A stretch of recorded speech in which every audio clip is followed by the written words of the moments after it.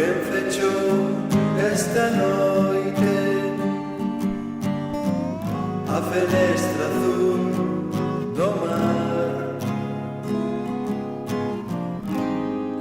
Este mar fuxitivo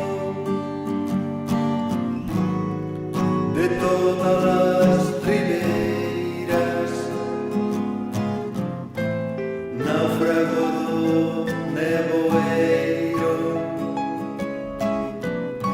que desviou o rumbo dos puntos cardinais.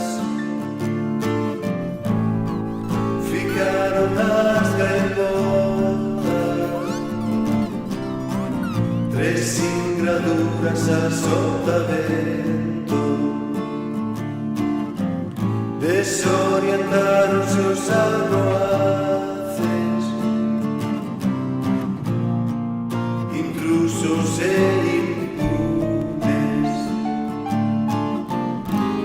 Hoxe ninguén dá cuadrelinga pra ferrar os panos do horizonte. Estes serán tampouco, engaiolaremos no sol.